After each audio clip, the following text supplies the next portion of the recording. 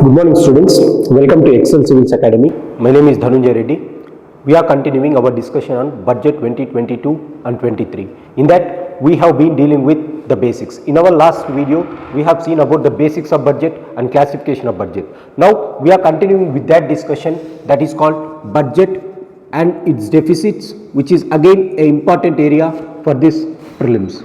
Deficits of budget, we are going to discuss about that. So let's have what is this deficit. Deficits of budget, you have 5 types of deficits. One is budget deficit. The second one is fiscal deficit. The third type of deficit we have is the primary deficit or the revenue deficit you have.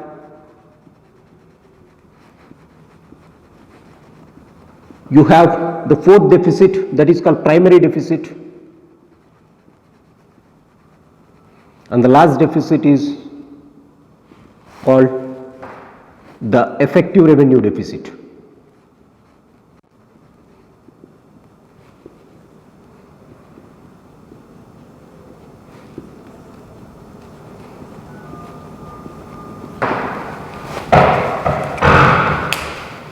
Now let's start discussing about what is this deficits, because this is again one important area from budget for prelims 2022. Now as far as the budget deficit is considered, it is the difference between the total revenues and the total expenses that Government of India has. It is the difference between the total expenditure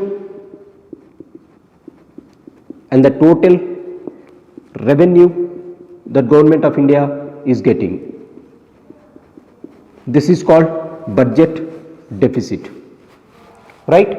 And we have two things in the budget, that is revenue side and the other side expenses. Whatever the difference that you are finding, that difference is called budget deficit. Now budget has to be, or the revenues has to be equated with the expenses, or your expenses has to meet the revenues. Whenever there is a deficit, then obviously you have to balance it. Now how can you balance this? You can balance your deficit by two ways, that is by borrowings. Borrowing can be done again in two ways. One way is you can borrow internally from internal market, or we can go and borrow from external market, that is called from external sources outside the country. So you can borrow inside your country, or you can borrow externally from external sources also. The second thing that Government of India can do is it can sell off its capital account or capital assets. It can sell its capital assets and then it can create something called some money.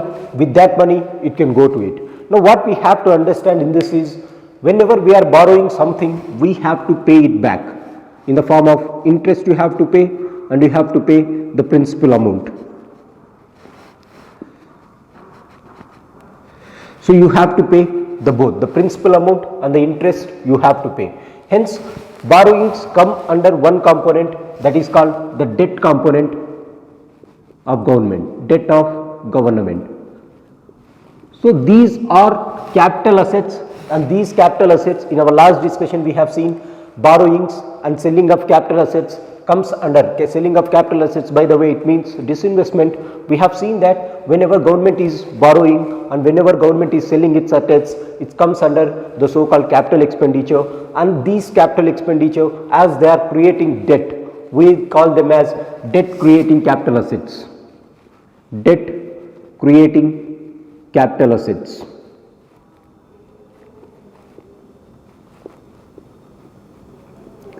Now one more thing that we have to understand here, which is again very important for prelims, is that whether your state governments can go for borrowing without the permission of central government. As per Constitution of India clearly says that the state governments cannot borrow from outside, that is from external borrowings. Unlike your central government, which is borrowing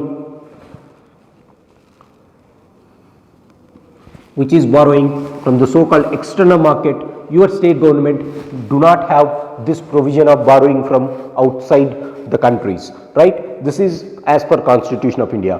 Constitution of India also makes it very clear that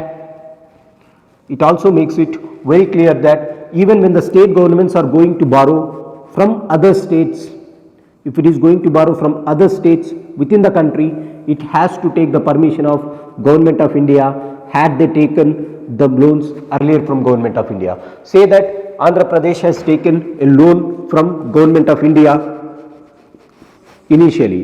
Now Andhra Pradesh government cannot borrow the money from Tamil Nadu government in order to meet its budget deficit. The reason being, it is already indebted to Government of India. So in order to get money from Tamil Nadu, Andhra Pradesh government has to take the permission from central government. This is again mentioned in the Constitution of India. So this is again very important thing for prelims. Be very clear, the states in India cannot go for external borrowing, that is from other countries, nor they can go for borrowing from the states if they are already indebted with the Government of India without asking their permission. So these are the two things that we have to remember. Along with this, there is one more thing that you have to understand, which is extremely important for prelims, is that Constitution of India clearly mandates that government has to show revenue expenses separately from the other expenses. Whatever the expenses that you have, you should show revenue expenses separately from other expenses. So this is another provision which Constitution of India has in detail. So again, this is one important area for prelims, or this question and this question, these are the two things. So this is budget deficit. Budget deficit means the difference between total expenditure and the total revenue the Government of India is getting. Now whatever the deficit it is there, it has to meet the deficit by borrowings, or it can sell off its capital assets. In our last discussion, we have already made that borrowings and selling of capital assets, it comes under the part of disinvestment. As a result, both of them comes under your capital asset. So capital assets, if they are creating debt, then they are known as debt creating capital assets. Be very sure, they have asked this question also in previous year. They have asked what is a debt creating capital asset. Debt creating capital assets are your internal as well as external source of borrowing. This is first thing that you have to understand as far as budget deficit is considered. Now what is fiscal deficit? Fiscal deficit is whatever the borrowings that you are making, debt creating borrowings, debt created or creating borrowings, that Government of India is a component of your fiscal deficit. So fiscal deficit includes budget deficit, whatever the budget deficit is there, minus non-debt creating capital assets. So borrowings made to finance this budget deficit minus non-creating capital assets, non-debt creating capital assets. So this is what your fiscal deficit says. Now what does your fiscal deficit originally says, or in essence it says the debt burden of Government of India, right? Because you are subtracting the so-called non-debt creating capital assets from your fiscal deficit. So fiscal deficit, it gives the debt repaying capability of Government of India. That is again a previous question, so be very sure. Now what about revenue deficit? As simple as this, we have seen in the classification there are revenue expenditure, revenue receipts. So the difference between the revenue expenditure and the revenue receipts, whatever you get it as, that revenue that is called revenue deficit, right? Budget deficit is the total deficit, revenue deficit is the revenue component of the deficit. Now what is effective revenue deficit?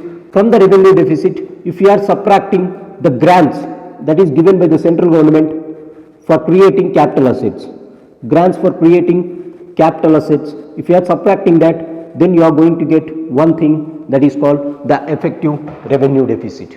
Now what is the last thing? That is called the primary deficit. Primary deficit is your fiscal deficit minus interest payments for the previous loans, interest payments for previous loans. So this is the classification. Whatever the fiscal deficit is there, already if you are subtracting the previous loans, then it comes as primary deficit. So this is what we have to understand about the various deficits, the meaning of it, and what are the important components and what do they reflect in essence. So one thing that you have to remember is state governments cannot borrow from external things.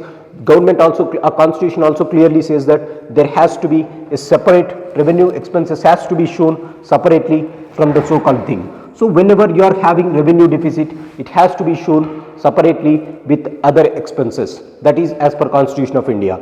So this is effective revenue deficit, which has come in line with FRBM Act. So FRBM Act in 2008, it has introduced something called effective revenue deficit. We will discuss that when we are discussing about FRBM. Now the last component of this discussion is, you should know one more thing, that is called the revenue deficit. The revenue deficit combined with your trade deficit. Trade deficit, the trade deficit combined with your fiscal deficit. Together you call it as the twin deficit. What is twin deficit? It is a combination of the fiscal deficit as well as the trade deficit that you will find it in balance of payments. What is trade deficit? It is the deficit between the total exports and total imports that government of India is having. And the final one, as far as the economic survey is considered, every year economic survey is going to say what is the budget deficit, what is the fiscal deficit, what is revenue deficit, what is primary and what is effective revenue deficit, and they might ask you to arrange these things in chronological order, either it is in increasing order or whether it is in decreasing order. So remember the order as such, because that is very important for your prelims again, extremely important. So the order or the decreasing order of the deficits as per economic survey this year, as per budget this year, is budget deficit will be more than fiscal deficit, fiscal deficit will be more than revenue deficit, revenue deficit will be more than primary deficit, primary deficit will be more than effective revenue deficit. This is the order that you have to remember again for your prelims component. So these are the things which are important from the prelims perspective as far as the deficits is considered. In our next class, we will look at FRBM Act and we will continue what does FRBM Act says. FRBM Act comes at this component, that is, it looks at the expenditure, it looks at the revenue, and whenever the budget deficit is increasing, it is going to add the debt burden, and our people, that is the citizens of the country, are going to pay back it in one form or the other. Hence FRBM Act was introduced, and it is keeping certain limitations on the government of India to reduce their budget deficit. So we will continue this in our next lecture. Thank you for joining us. Have a good day.